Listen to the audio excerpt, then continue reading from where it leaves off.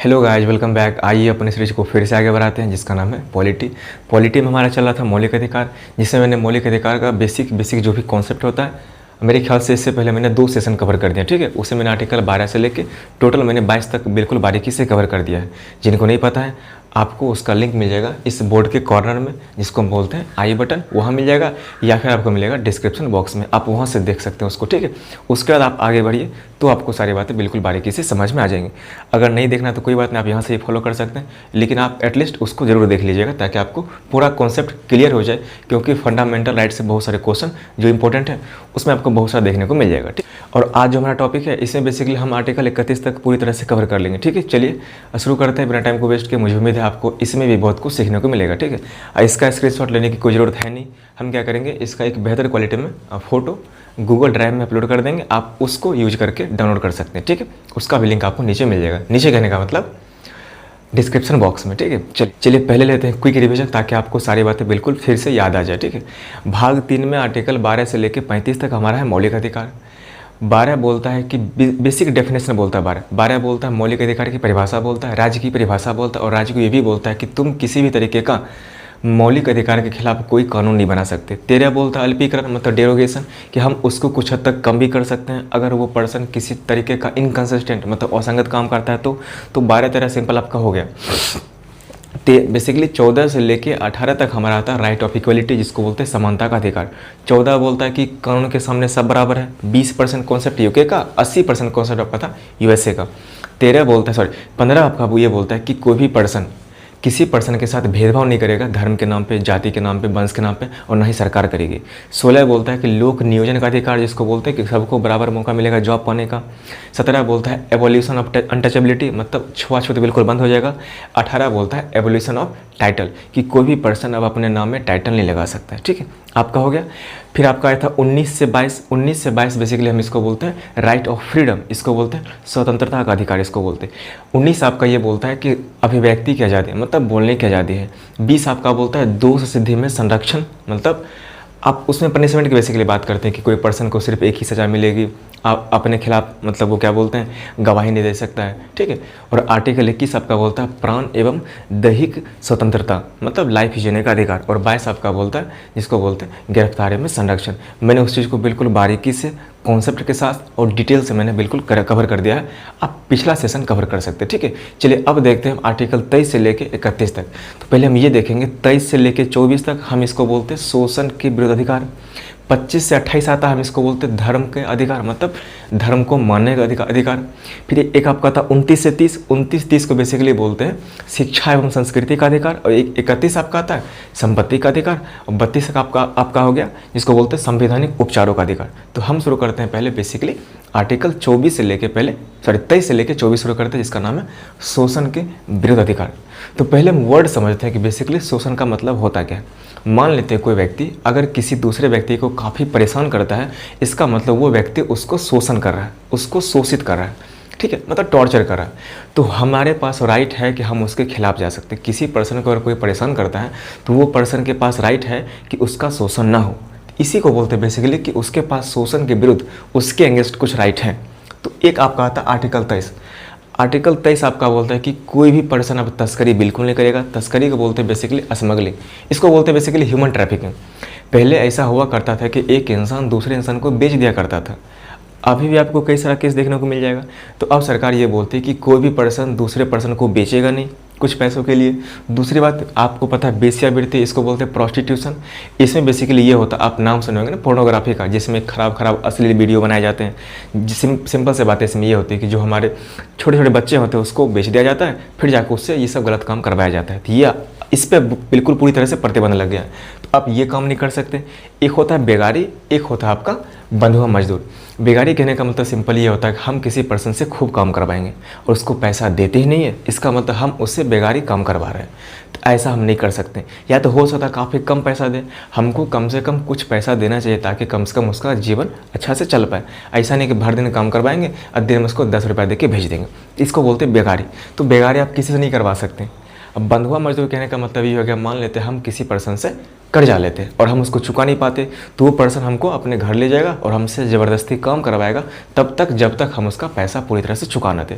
इसको बोलते हैं बंधुआ मजदूर, मतलब आप उसको बांध के रखते हैं कि आप काम कीजिए मेरे यहाँ जब तक आपका पैसा पूरी तरह से पेमेंट नहीं हो जाएगा, तो उसको बोलते हैं बंधुआ मजदूर। तो अब आप ये भी नहीं कर सकते, ठीक है। उसके बाद हमारा आता है बाल श्रम। श्रम का मतलब मेहनत हो गया, एक श्रम वो अलग होता है, वो अलग चीज़ है। एक बाल का मतलब बच्चा हो गया, मतलब हाँ बच्चे, तो हम किसी भी बच्चे से किसी ढंग का काम नहीं करवा सकते, ठीक है। या उस पर आप प्रतिबंध लगाए। अब उसका कहने का मतलब बच्चों से आप काम नहीं करवा सकते हैं। आप देखते हैं हमारे क्या होता है इंडिया में, कई सारा ऐसा होटल अभी भी है जिसमें छोटे छोटे बच्चे काम करते हैं, तो ऐसा नहीं हो सकता, ठीक है। आप ऐसा नहीं करवा सकते हैं, ठीक है। लेकिन मान लेते हैं कोई किसी मतलब कोई गार्जियन अगर अपने बच्चे को ले जाते हैं कुछ देरों के लिए, तो ऐसा नहीं हम उसके खिलाफ जा सकते, ठीक है। टेम्प्रेरी काम करो, कोई दिक्कत नहीं है, लेकिन ऐसा नहीं आप उसको कुछ पैसे दे के आप उसको हमेशा के लिए काम करवाओ। जो बच्चे का एज है स्कूल जाने का, आप उससे काम नहीं करवा सकते, ठीक है। अब देखिए, जो हमारा ये सब राइट है, ये सब राइट कभी कभी कुछ हद तक कम भी हो सकता है जब हमारे देश की बात आए। तो अगर मान लेते हैं हम राष्ट्र हित की बात करें, हम बात करते हैं इमरजेंसी की बात करें, तो उस केस में अगर हमारे प्रेसिडेंट चाहती है तो ये अधिकार कुछ हद तक कम भी कर सकते हैं। कम कहने का मतलब ऐसा नहीं होता ठीक है हम आपको बेच देंगे इमरजेंसी के दौरान, ऐसा नहीं होता। जैसे मान लेते हैं बेगारी कहने का मतलब सैलरी कम, काम ज़्यादा। तो अभी आप देख लिए थे ना कोविड के दौरान, कोविड में क्या हुआ था, इतना हमारे ऊपर प्रेशर आ गया था कि जो सरकार को हमारे जो लोग हैं काम करने वाले उनका सैलरी कट करना पड़ा। तो वहाँ पे थोड़ा सा हम लोग कॉम्प्रोमाइज़ कर सकते हैं। देखिए एक बात ध्यान रखिए, मौलिक अधिकार हमको मिलता है, मिलना भी चाहिए। हमारे पास कई सारा राइट है, मगर जब तक देश नहीं रहेगा तब तक राइट लेके क्या करेंगे। इसलिए बोलता है देश फर्स्ट, उसके बाद अपने मौलिक अधिकार को लेकर एंजॉय कीजिए, कोई समस्या नहीं। तो अगर उतना कंडीशन आता है इंडिया में, तो आपातकाल या फिर राष्ट्र हित हमारे देश के काम में हमको थोड़ा बहुत समस्या झेलनी पड़ सकती है। आप कोविड में देख लीजिएगा, हमको काम ज़्यादा करना पड़ा और हमको सैलरी भी कम मिली, तो थोड़ा सा अपने देश के लिए इतना सेक्रीफाइस तो कर ही सकते हैं। ये हमारे प्रेसिडेंट बोलते हैं, ठीक है, आप थोड़ा सा मैनेज कीजिए। आप 23 समझ गए। अब 24 की बात करते हैं। 24 सिंपल ये बोलता है बाल नियोजन पर प्रतिबंध नहीं, प्रतिबंध। बाल नियोजन कहने का मतलब आप कहीं पे भी बच्चों को जॉब नहीं दे सकते। बच्चे कहने का मतलब जिसका एज मान लेते हैं 6 से 14 वर्ष के बीच में है, तो आप उसको ऐसा नहीं कि ठीक है आप उसको काम पे लगा दीजिए।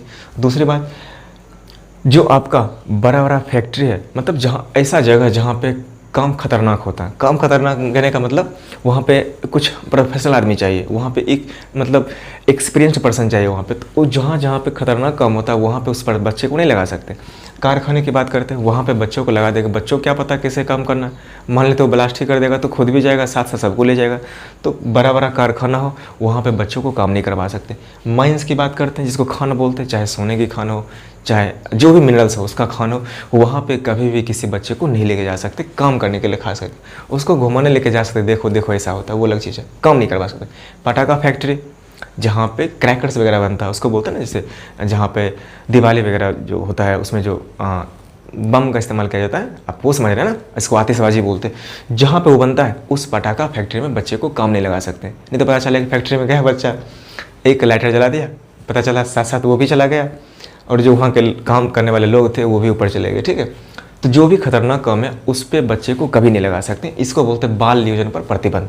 तो ये हमारा आर्टिकल 23 और 24 था, जिसको सिंपल बोलते हैं अगर कोई पर्सन आपको शोषित करता है, चाहे सरकार करती है, तो इसके खिलाफ आप कार्रवाई कर सकते हैं, वो हेल्प करेगी सुप्रीम कोर्ट, वो आगे देखेंगे, ठीक है। तो हमारे पास ये दोनों राइट है, आप समझ गए मेरे ख्याल से बात। 23-24।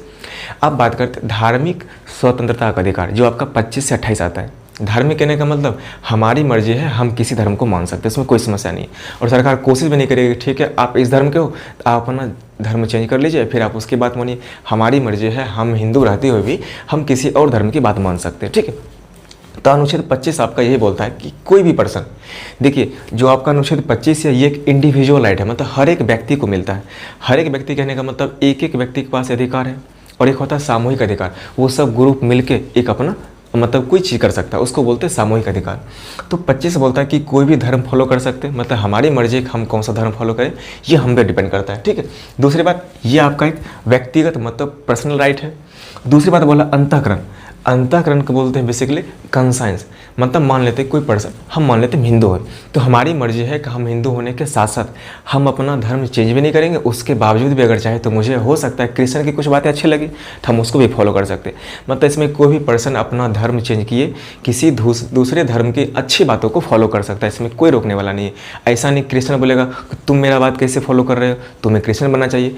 इस पे कोई फोर्स नहीं कर सकता। आप धर्म चेंज मत करो और उसके बाद को सीख भी लो, उसमें कोई समस्या है नहीं। इसी को बेसिकली बोलते हैं अंतःकरण। बिना धर्म चेंज किए आप किसी भी धर्म को फॉलो कर सकते हैं। फॉलो कहने का मतलब उसकी बात मानना, उसके रास्ते पे चलना, ठीक है, जिससे हमारा लाइफ कहीं के आसान हो। उसके बाद 25 के सी में लिखा गया धार्मिक कार्य। धार्मिक कार्य कहने का मतलब जैसे पूजा पाठ वगैरह करते हैं तो वो हमारा राइट है, हम वो सारा काम खुद से कर सकते हैं। जो हमारा रीति रिवाज है, हमारी आदत जो है उस धर्म को लेके वो सब कर सकते हैं। हम अपने धर्म का प्रचार कर सकते हैं। तो ये सब बेसिकली ये हमारा एक ट्रेडिशन है, वो सब एक हमारा कल्चर है, वो सब हम अपने धर्म के अकॉर्डिंग फॉलो कर सकते हैं। इसमें हमको कोई भी रोकने वाला है नहीं। अब देखिएगा कृपान की बात करते हैं, जो हमारे सिख लोग हैं वो कृपान लेके घूमते हैं। ये बेसिकली एक चाकू शेप का होता है, अपने हाथ में लेके घूमते हैं, वो उसका कल्चर है, ठीक है। सिंदूर, जो हमारे हिंदू माताएं हैं वो सिंदूर लगाती हैं, उनको कोई रोकने वाला नहीं है। हिजाब, जो हमारे मुस्लिम बहनें हैं वो भी हिजाब पहनते हैं, चेहरा ढकते हैं उसमें, ठीक है। तो ये सब अपने धर्म के अकॉर्डिंग कल्चर है, उसको फॉलो कीजिए, उसमें सरकार बिल्कुल आपको हस्तक्षेप नहीं करेगी। इतना बात समझिए मेरी बात। और उसके बाद 26 आपका बोलता है ये आपका एक सामूहिक अधिकार है, मतलब इसको बोलते मतलब ग्रुप में बोल सकते हो ना, सबको मिला के दिए, ठीक है, राइट, ये करो। तो 26 बोलता धार्मिक कार्यों का प्रबंधन, यहाँ पे भी था। लेकिन यहाँ पे धार्मिक कार्य करने का मतलब आप सब मिलके कोई बड़ा मतलब धार्मिक संगठन कर सकते हैं। जैसे मान लेते हैं, आप देखते होंगे मेला होता है, तो मेला में हमारे जो हिंदू लोग हैं वो पूजा करते हैं, तो सब बिल्कुल ग्रुप बना के करते हैं। मुस्लिम भी रमजान मनाते हैं, ईद मनाते हैं। मतलब हम लोग अपने धर्म को लेके कई मतलब बड़ा बड़ा संगठन बना के, बड़ा बड़ा मतलब जो भी लीजिए, कोई अनुष्ठान वगैरह हो, कोई भी धार्मिक प्रबंधन कर सकते हैं, इसमें सरकार बिल्कुल नहीं रोकेगी। और हम सब मिलके स्थापना भी कर सकते हैं। कोई पर्सन मंदिर बनाए, मतलब ग्रुप मिला के मंदिर बनाए, कोई समस्या नहीं। मस्जिद बनाए, कोई समस्या नहीं। आप गुरुद्वारा, चर्च, मंदिर, मस्जिद सब कुछ बना सकते हैं। इसमें सरकार आपको बिल्कुल भी डिस्टर्ब नहीं करेगी। ये हमारा एक सामूहिक स्वतंत्रता है, मतलब सब मिला के दिया गया राइट। आप समझ गए मेरी बात 26 को, ठीक है। 26 को डेट को नहीं, मतलब 27, आप बात करते हैं 27 सिंपल आपका ये बोलता है कि धार्मिक कार्यों में जो, अब देखिए ऑब्वियस सी बात है, जो हमारा धार्मिक काम होता है उसमें भी तो पैसे लगते हैं ना। हम जैसे मान लेते हैं कहीं घूमने जाते हैं तो वहाँ पे दान भी तो करते हैं। तो उस केस में मान लेते हैं किसी मंदिर हो, कहीं पे भी किसी केस में अगर वहाँ पे ढेर सारा पैसा है, काम में लगना ही है ना, तो जो भी उसके पास पैसा होगा सरकार उस पर बिल्कुल भी टैक्स नहीं लगाएगी। तो जो भी धार्मिक काम में पैसा लगता है उस पर सरकार टैक्स बिल्कुल नहीं लेती है।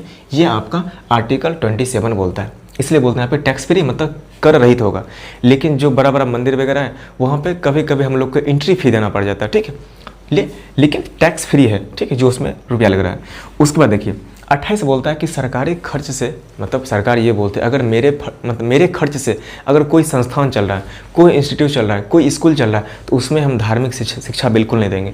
इससे एक मतलब एक इमेज जाता है कि ठीक है, अगर मान लेते सरकार इस स्कूल में पैसा खर्च कर रही है, अगर उसमें मान लेते किसी खास धर्म को पढ़ा रही है, तो एक इमेज जाता है कि ठीक है सरकार कहीं ना कहीं इस धर्म के बढ़ावा दे रही है। इससे सरकार ये बोलती है कि मेरा पैसा जिसमें खर्च होगा, किसी स्कूल में खर्च हो, किसी बड़ा संस्थान में खर्च हो, उसमें धार्मिक शिक्षा हम बिल्कुल अलाउ नहीं करेंगे, ठीक है। इसलिए आपका जो आपका 28 हो गया, इसमें ये बोलता है कि सरकारी खर्च से चलने वाला जो भी संस्थान है उसमें धार्मिक शिक्षा बिल्कुल नहीं देंगे। इसलिए यहाँ पर लिखा गया धार्मिक कार्य के लिए यह वाद्य नहीं होगा, ये सरकार ये बोलते हैं। इतनी बात समझ गए यहाँ पे। अब हमारा 25 से लेकर 28 हमारा ये खत्म हो गया। अब बेसिकली दो हमारा आता है, एक को बोलते हैं 29-30 ही बोलेंगे ना, इसको बोलते हैं शिक्षा एवं संस्कृति का अधिकार, ठीक है। अब देखिए एक टर्म आता है बेसिकली अल्पसंख्यक। आप पहले समझिए, जो आपका 29 है वो सिंपल बोलता है कि जितने भी अल्पसंख्यक हैं, ठीक है, अल्पसंख्यक पहले समझ ही लीजिए। देखिए अल्प का मतलब कम होता, संख्या का मतलब संख्या होता। अब मान लेते कोई खास एरिया की बात करते हैं, जैसे नॉर्थ ईस्ट की बात करते हैं, तो नॉर्थ ईस्ट का मान लेते हैं कि स्टेट लेते असम, तो असम में हो सकता है कि ठीक है हिंदू काफ़ी कम हो, तो किसी खास एरिया में अगर किसी खास पर्सन का, किसी खास ग्रुप का अगर संख्या काफ़ी कम हो तो हम उसको बोलते हैं अल्पसंख्यक। तो आप देखिएगा नॉर्थ ईस्ट में ईसाई लोग ज़्यादा हैं, हिंदू कम है, तो वहाँ पे हिंदू हो जाएंगे अल्पसंख्यक। किसी में देखिएगा मुस्लिम कम है, हिंदू ज़्यादा है, तो मुस्लिम हो जाएंगे अल्पसंख्यक। किसी खास एरिया में किसी भी पर्सन का अगर किसी धर्म के लोग जो भी हो, अगर उसका धर्म के सिर्फ धर्म के अलावा उसका भाषा भी तो हो सकता है, उस भाषा के लोग बोलने वाले को बहुत कम है, तो वो भी अल्पसंख्यक हो जाएंगे। मतलब भाषा के आधार पे, धर्म के आधार पर अगर उस ढंग के लोग काफ़ी कम हैं तो हम उसको बोलते हैं अल्पसंख्यक। अल्पसंख्यक को बोलते हैं माइनॉरिटी, और जो आपका बहुसंख्यक हो गया उसको बोलते हैं मेजोरिटी, ठीक है। तो वही बोलता है कि अल्पसंख्यक के बारे में थोड़ा सा कहने के ख्याल रखा गया है, ये अब देखिए, जैसे मान लेते हैं हमारा इंडिया में अभी तो हम लोग हिंदू मेजोरिटी कंट्री हैं, लेकिन मान लेते हैं इसमें सिंपल सरकार ये बोलती है कि ऐसा बिल्कुल नहीं है कि जो हमारे कंट्री में कुछ धर्म के लोग काफ़ी कम हैं तो उसको ख़त्म कर दिया जाएगा, ऐसा नहीं होता है। हमारे इंडिया में बिल्कुल सब लोग बराबर हैं, सब लोग के पास राइट है, बिल्कुल बराबर तरीके से बढ़े, और सरकार कोशिश करती है जो लोग थोड़ा सा संख्या में कम है हम उसको थोड़ा सा बढ़ाएं, हम उसका लेवल थोड़ा सा ऊपर करें। इसी को हेल्प करने के लिए आपका आर्टिकल 29 लाया गया है। इसमें यह बोलता है कि जो भी अल्पसंख्यक है उसके हितों की आपको रक्षा करना है। अब अल्पसंख्यक किस किस कैटेगरी में हो सकते हैं? तो पहला आपका भाषा, हो सकता है कि कुछ भाषा के बोलने वाले लोग काफ़ी कम हो तो वो भी हो जाएगा अल्पसंख्यक, तो उसकी भाषा की भी हमको रक्षा करनी, मतलब बचा के रखना। उसकी संस्कृति, अब देखिए कोई प्रणाम करता है, कोई आदाब करता है, कोई हैंडशेक करता है, तीसरा उसका एक कल्चर हो गया, ठीक है, तो हम उसको भी बचा के रखेंगे। लिपि, लिखने का तरीका, हम लोग ऐसे लिखते हैं और जो उर्दू है वो ऐसे लिखा जाता है। बायां से दायां हम लोग लिखते हैं, जिसका बोलते हैं देवनागरी बोलते हैं हम लोग, और दायां से बायां आपका हो गया ये उर्दू लिखा जाता है, ठीक है, तो हम उसको भी बचा के रखेंगे। धर्म हो, जाति हो, इस जितने भी ये सब कंडीशन के लोग हो गए हम उनको बिल्कुल बचा के रखेंगे। तो जो भी अल्पसंख्यक इस कैटेगरी को हो गए उनको कोई भी नहीं मना कर सकता कि आप स्कूल में एडमिशन मत कराओ। कोई भी स्कूल इंडिया में होगा, हर एक स्कूल में हर एक लोग जा सकता है, ये अल्पसंख्यक भी जा सकता है, कोई भी उसको मना नहीं कर सकता। तुम अल्पसंख्यक हो, तुम्हारा भाषा अलग है, तुम्हारा कल्चर अलग है, तुम्हारा लिपि अलग है, तुम इस स्कूल में एडमिशन नहीं करा सकते हो, ऐसा बिल्कुल नहीं होगा कि जो भी अल्पसंख्यक है इंडिया के किसी भी कोने में, इंडिया के किसी भी इंस्टीट्यूट में वो एडमिशन ले सकता है। हाँ, उसके पास नॉलेज होना चाहिए ना, ऐसा नहीं कि ठीक है उसको मान लेते हैं अभी उसका एज 10 ही साल है वो पहुंच गया IIT कॉलेज, तो वो तो नहीं हो सकता। लेकिन जो भी अल्पसंख्यक है उसके पास राइट है कि इंडिया के किसी भी कॉलेज हो, किसी भी स्कूल हो, सब में वो एडमिशन ले सकता है। इतनी बात समझ गए यहाँ पे। लेकिन देखिए वही मैंने लिखा है कि जो ये इसके नाम पे संस्थानों में नामांकन से वंचित कोई भी नहीं कर सकता कि कोई भी कहीं भी एडमिशन ले सकता पढ़ाई के मामले में, ठीक है, इसकी बात करें, ठीक है। तो अब देखिए, अब 30 की बात करते हैं। देखिए सिंपल सी बात, अगर हम इसी अल्पसंख्यक की बात करते हैं, अगर मान लेते हैं एक स्कूल है और एक स्कूल में सिर्फ हिंदी पढ़ाई होती है, ऐसा बिल्कुल नहीं है कि हिंदी पढ़ाई होने के साथ साथ उसमें संस्कृत नहीं होगा, संस्कृत हो सकता है, लेकिन मान लेते हैं कोई आ गया संस्कृत बोलने वाला, तो उस बच्चे को खुद लगेगा इसमें सब हिंदी बोलता है, हमको संस्कृत बोलना पड़ता है, हमको थोड़ा सा खुद अजीब लगता है कि नहीं, वो सोचेगा। इसका मतलब सिंपल से ये हो गया कि जहाँ पे एरिया है मेजोरिटी वाला, जहाँ पे बहुत संख्यक आबादी है, उस एरिया में अगर मान लेते कोई अल्पसंख्यक जाता है तो उसको खुद थोड़ा सा अजीब लगता है। अब कोई कोचिंग की बात कर लीजिए, कोई इंस्टीट्यूट की बात कर लीजिए, अगर वहाँ पे मान लेते सिर्फ हिंदी बोला जाता है, ठीक है, ऐसा नहीं कि संस्कृत बोल नहीं सकता है, हिंदी सिर्फ बोला जाता है, लेकिन मान लेते अगर वहाँ पे जाता है पढ़ने के लिए संस्कृत, तो बच्चा को अजीब लगा कि हम सब हिंदी बोलता है, हमको संस्कृत बोलना पड़ता है, बच्चे सब मजाक उड़ाते हैं, तो वो तो थोड़ा सा समस्या होती है। इसलिए सरकार ये बोलती है एक काम कीजिए, आपको राइट है वहाँ पढ़ सकते हैं, लेकिन आपको अगर थोड़ा सा समस्या हो रही है, आप अनकम्फर्टेबल महसूस कर रहे हैं, एक काम कीजिए, आप अपना अलग से इंस्टीट्यूट खोल लीजिए। इसीलिए बोलता है यहाँ पे कि जो आपका अल्पसंख्यक है वो अगर चाहे तो ये सब सुविधा के लिए अपना खुद का संस्थान भी खोल सकता है, इसमें कोई समस्या है नहीं, ठीक है। अब देखिए सिंपल से बात ये होती है, जैसे हमारे इंडिया की बात करें तो हमारे इंडिया में जो बहुत सारे स्कूल हैं, जहाँ तक मैंने देखा उसमें उर्दू उतना पढ़ाई नहीं होती। मैंने जिस स्कूल में पढ़ाई की थी वहाँ पे भी उर्दू थोड़ा सा पढ़ाई हुआ था, ठीक है, लेकिन वहाँ पे जो लोग पढ़ने वाले थे वो काफ़ी कम थे, तो वो लोग को खुद थोड़ा सा अजीब लगता था, ठीक है। तो वही बोलते हैं यहाँ पे कि ठीक है, अगर आप चाहते हैं कि आपको थोड़ा समस्या होती है जहाँ पे कुछ अलग ढंग के लोग रहते हैं, एक काम कीजिए, आप अपना खुद से खोल लीजिए। इसी के लिए खोला जाता है मदरसा। मदरसा मतलब जहाँ पे मुस्लिम लोग खुद से अपना पढ़ाई करते हैं, तो वो लोग एकांत में जाके खुद से अपना पढ़ाई कर लेते हैं, उसमें कोई समस्या नहीं है, ठीक है। संस्कृत विश्वविद्यालय, उसमें जो जाते हैं हम हमारे हिंदू लोग, वो अपना संस्कृत की पढ़ाई करते हैं। मतलब सिंपल सी बात है, ये लोग को थोड़ा सा अजीब ना लगे हम लोग के साथ रह के, इसलिए बोलता ठीक है काम करो, आप अपना एक खोल लो, आप वहीं पे जाकर पढ़ाई कर लो, उसमें आपको कोई समस्या है नहीं। मतलब सिंपल सी बात हुआ कि ये सब अल्पसंख्यक के हितों के हम लोग रक्षा करने के लिए कहीं ना कहीं ये सब काम कर रहे हैं, ठीक है। अब देखिए 2 टर्म है, एक आपका है AMU, टर्म नहीं बेसिकली यूनिवर्सिटी का नाम है, एक आपका AMU, एक आपका होगा BHU। AMU का मतलब होगा अलीगढ़ मुस्लिम यूनिवर्सिटी, अब BHU का मतलब क्या, बनारस हिंदू यूनिवर्सिटी।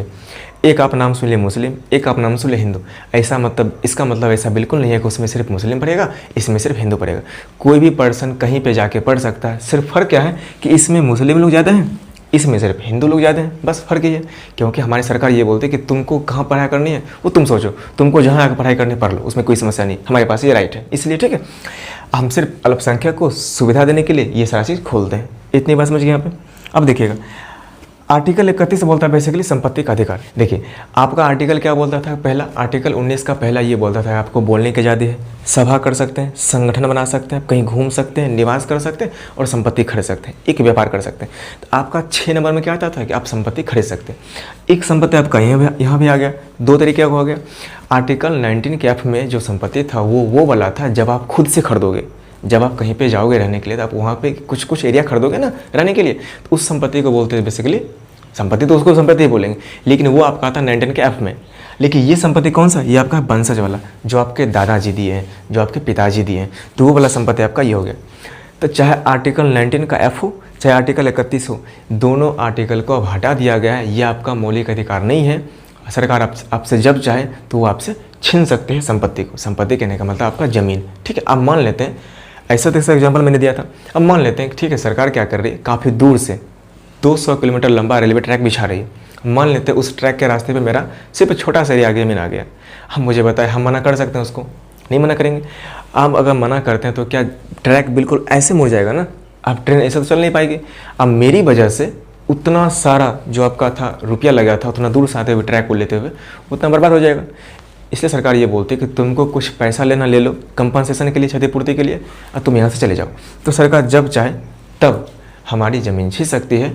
ये अब सिर्फ एक लीगल राइट है, मतलब इसको बोलते हैं कानूनी अधिकार। मतलब एक सिर्फ पेज पे लिखा गया है कि आपका है, लेकिन आपका कभी कभी था भी हो जाएगा, ठीक है। ये सरकार पे डिपेंड करता है। उसके बाद जान लीजिएगा ये बेसिकली 44वां संशोधन में किया गया था चेंज 1978 को। अब इसको 300 के कॉम रख दिया गया है। समझ गए मेरी बात। अब सिंपल सोचिए, ठीक है आपका है कोई दिक्कत नहीं, लेकिन देश के डेवलपमेंट के लिए थोड़ा सा कहने के आपको सेक्रीफाइस करना ही पड़ेगा, ठीक है। देश फर्स्ट, फिर हम लोग आते हैं। तो ये आपका हो गया 31। तो मेरे ख्याल से मैंने 12 से लेकर 31 तक बिल्कुल बारीकी से कवर कर दिया है, ठीक है। अब देखिए आप एक काम करते हैं, पूरा को पहले एक थोड़ा सा बांट लेते हैं। देखिए टोटल हमारे पास 7 ढंग का राइट है, जिसमें पहला आपका था 14 से 18 जिसको बोलते हैं समानता का अधिकार, 19 से 22 इसको बोलते हैं स्वतंत्रता का अधिकार, फिर आपका 23 से 24 इसको बोलते हैं शोषण के विरुद्ध अधिकार, 25 से 28 धार्मिक स्वतंत्रता, 29 से 30 शिक्षा एवं संस्कृति, फिर आपका 31 संपत्ति, ये आपका 6 हो गया, और एक आपका 32 को बोलते हैं संवैधानिक उपचारों का अधिकार। ये हम कल बात कर लेंगे, ठीक है। अब देखिए सिंपल, तो मेरे पास टोटल मिला के 7 अधिकार थे पहले, लेकिन रियल में हमको अगर बोला जाएगा अभी कितने हैं तो सिर्फ 6 है, क्योंकि ये हमारा मौलिक अधिकार अब है ही नहीं। ये हमारे पास सिर्फ एक कानूनी अधिकार है, यह सिर्फ एक लीगल राइट है, ठीक है। Otherwise we have only 6 fundamental rights, ठीक है, फ्रॉम हेयर टू देयर, ठीक है। उसके बाद 33 बोलता है कि आपके अधिकार को कुछ हद तक कम भी कर सकते हैं। 34 बोलता है बेसिकली मिलिट्री के लिए आता है, कोर्ट मार्शल जिसको बोलते हैं, और 35 बोलता है कि सांसद इसके लिए कानून भी बना सकती है, ठीक है। चलिए मुझे उम्मीद है आपको बहुत कुछ सीखने मिला होगा। फिर भी अगर आप चाहते हैं स्क्रीनशॉट लेने के लिए तो ले सकते हैं, इसमें कोई समस्या है नहीं।